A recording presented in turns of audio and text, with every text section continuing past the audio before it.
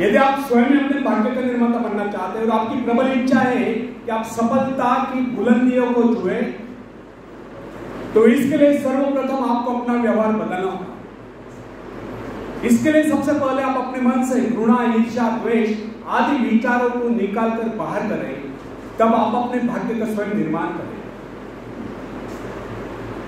इस बात का विश्वास रखें कि सब कुछ आपके हाथ में है, क्योंकि आप ही तो अपने भाग्य का निर्माता है। मनुष्य एक ऐसा प्राणी है जिसे प्रकृति ने, निसर्ग ने सब कुछ दे रखा है। इतना ही नहीं, प्राकृतिक गुणों के अतिरिक्त यदि किसी प्राणी में कुशलता है तो वो अपने कौशल से दूसरों के गुणों को अपनाकर और भी अधिक गुण संपन्न हो सकता है। उदाहरण के लिए हम मछली के भांति जल के चूड़े, लेकिन हमारे मन में उसके बाद ही तैरने की इच्छा जागृत हुई तो हमने तैरना सीख लिया। पक्षियों की भांति हमारी परवाज करने की इच्छा हुई तो हमने हवाई जहाज बना ली। इस प्रकार प्रकृति ने, निसर्ग ने मनुष्य को इस प्रकार बनाया है कि वह सब कुछ कर सकता है। अतः प्रकृति से प्राप्त सुविधा का लाभ हम स्वयं नहीं उठाते हैं तो हम जैसा मूर्ख भला हो। प्रकृति ने हमें क्या नहीं दिया, उसने हमें एक ऐसी शक्ति दी, बल्कि जादुई शक्ति दी है जिससे हम सब कुछ पा सकते हैं। हाँ, ये अलग बात है कि हम उस शक्ति को पहुंचा नहीं पा रहे।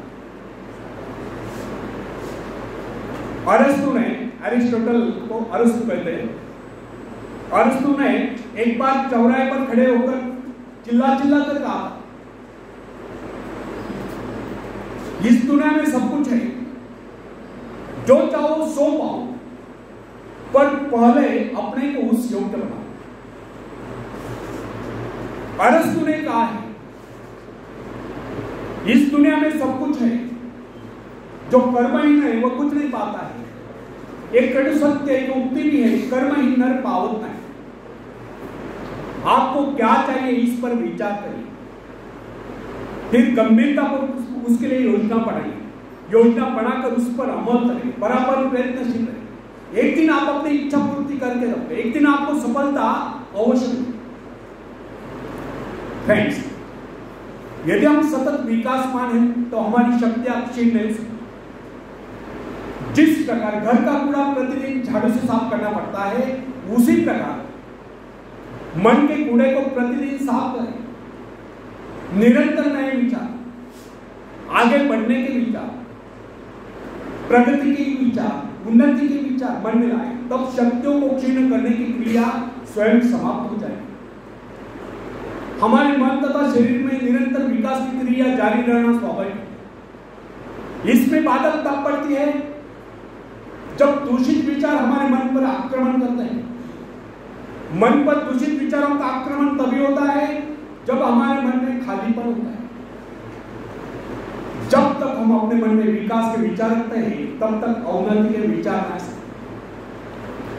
प्रगति के विचार है तो अवनति के विचार ना आ सकते। मन को नवीन तथा तरोताजा करने का एक उपाय है। इस विषय में हम सबके भिन्न भिन्न अनुभव हो सकते हैं। हम देखते हैं कई बार हमारे मन में दुख और निराशा की छाया आश्चर्यजनक रूप से लुप्त हो जाती है। दुख के घिर आए बादल हट जाते हैं, उनके स्थान पर हर्ष की धूप खिल उठती है। कम से कम कुछ समय के लिए जीवन के प्रति हमारा दृष्टिकोण बदल जाता है। कई बार हम अनुत्साहित होते, निराश हो जाते हैं और अकस्मात कोई शुभ समाचार आ जाता है और हमारा हृदय हर्ष से गदगद उठता है। अथवा कोई हृदय व्यक्ति आ जाता है, वो हमारी मनस्थिति में पूर्णतया परिवर्तन ला देता है। या कोई परम प्रिय मित्र आकर सारा वातावरण ही बदल जाता है। अथवा अचानक किसी सुंदर स्थान अथवा देश की यात्रा करने का अवसर प्राप्त हो जाता है और उसके प्राकृतिक सौंदर्य कले हमारे हृदय को शीतल कर देता है। किसी भी ऐसे स्थान की यात्रा करनी पड़ती है जिसकी हमारे मन में सदा से इच्छा है, और वहां से सौंदर्य के कारण हमारे विचारों में परिवर्तन आ जाता है और हम प्रसन्नता से विभोर हो जाते हैं। कुछ लोगों का यह विचार है कि मन बाहरी प्रभाव को ग्रहण करने में असमर्थ है, उसकी हर्ष विषाद की सीमाओं का निर्धारण भाग्य द्वारा होता है, और हम केवल इतना ही कर सकते कि इस विचारों को अवश्य रहकर चकमा दें, परंतु ये धारणा गलत है। हमारे पास ऐसे असंख्य उदाहरण हैं जिनमें व्यक्तियों की मनोवृत्ति में आमूल परिवर्तन होता देखा गया, उनके मस्तिष्क में क्रांति होती देखी गई।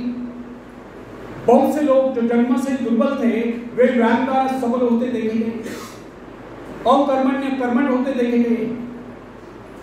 ऐसे अनेक उदाहरण हमारे सम्मुख है जिनमें व्यक्ति मानसिक शक्तियों से रहित थे, किंतु प्रयत्न द्वारा उनमें भारी परिवर्तन आ गया, उनका दुर्बल व्यक्तित्व प्रबल व्यक्तित्व में परिणत हुआ। साहस का एक उदाहरण लीजिए। बहुत से सफल व्यक्ति पहले इस गुण से रहित थे। खतरा था कि उनका समस्त भविष्य अंधकार में होगा, परंतु माता पिता या गुरु की शिक्षा का उन पर ऐसा प्रभाव पड़ा कि उनके जीवन की धाराएं बदली।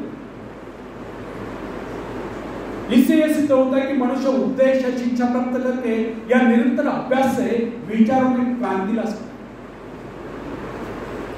फ्रेंड्स, साहस पर मनुष्य का जन्म सिद्ध अधिकार है।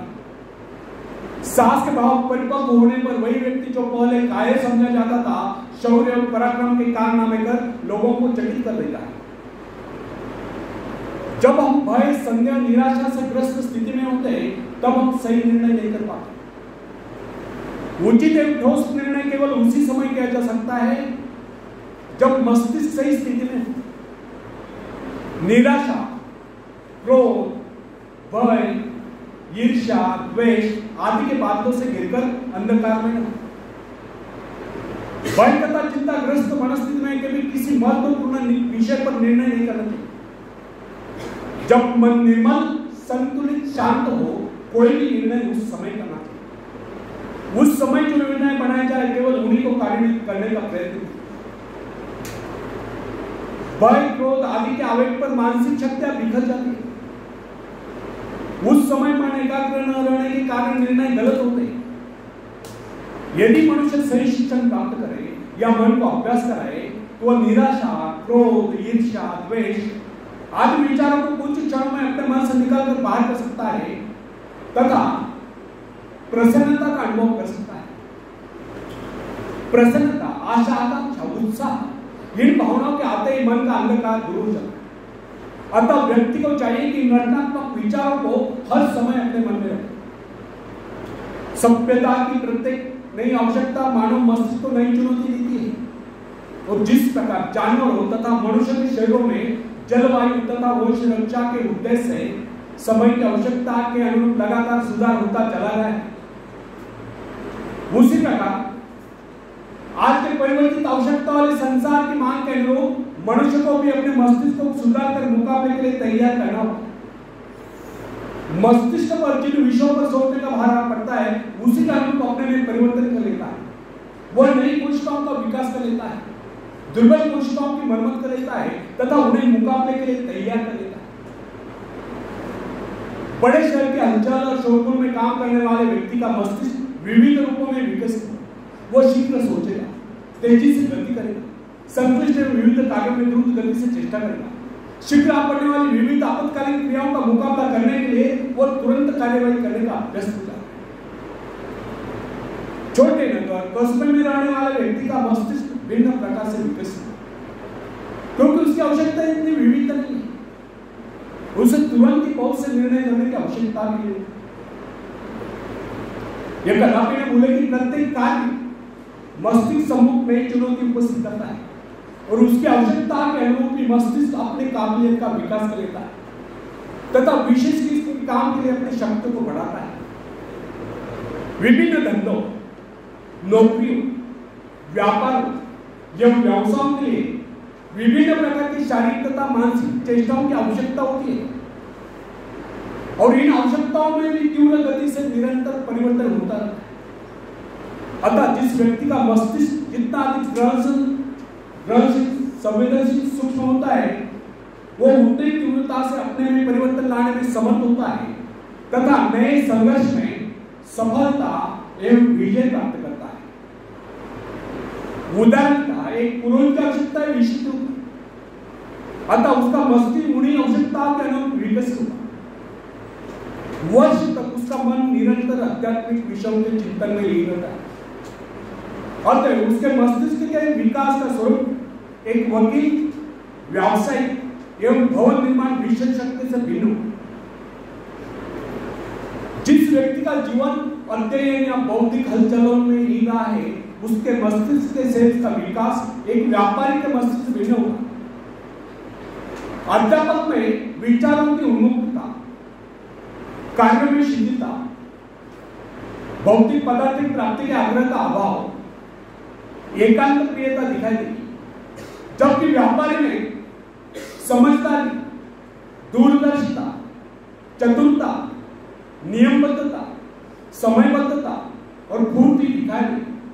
महत्वाकांक्षा मस्तिष्क के विकास में परिवर्तन या सुधार लाने वाली प्रबल शक्ति है। महत्वाकांक्षा या जीवन के उद्देश्य को तय कर लेना स्वयं अपने आप में मस्तिष्क संबंधी बहुत ही महत्वपूर्ण घटना है। वैज्ञानिक लोग मस्तिष्क को विकसित करने की संभावना पर खोज करने में व्यस्त हैं। समय आएगा जब मस्तिष्क के विकास के रहस्य को मानव जान लेगा और इससे मनुष्य के चरित्र के विकास का कार्य सरल हो जाएगा। तब तक हमारे लिए इतना ही जान लेना पर्याप्त है। यदि हम अपने मस्तिष्क का ऐसा विकास चाहते हैं कि हमारा व्यक्तित्व सर्वप्रिय बने, तो इसके लिए सर्वप्रथम हमें अपने मन से घृणा, ईर्ष्या, द्वेष आदि विचारों को निकालकर बाहर कर देना होगा। जब यह गुण हमारे भीतर नहीं होंगे, तब हम हर क्षेत्र में अपने पांव जमा सकते हैं, दुनिया जहां से सहयोग ले सकते हैं तथा सफलता की ऊंचाइयों को छू सकते हैं। आखिर में एक शेर में सुनाता हूं। तुम उड़ सकते हो मुक्त आकाश में, तुम मुक्त आकाश के पंछी हो। तुम व्यर्थ ही डरे हो, तुम भूल गए हो कि तुम्हारे पास पंख है। तुम पैरों से चल रहे हो, तुम आकाश में उड़ सकते हो। थोड़ा फड़फड़ाओ ताकि तुम्हें एहसास हो जाए। ध्यान से भरोसा पैदा करने के लिए है, तुमने कुछ खोया नहीं, तुम सिर्फ भूले हो कि अपने पास पंख है, अपने पास पंख है। धन्यवाद।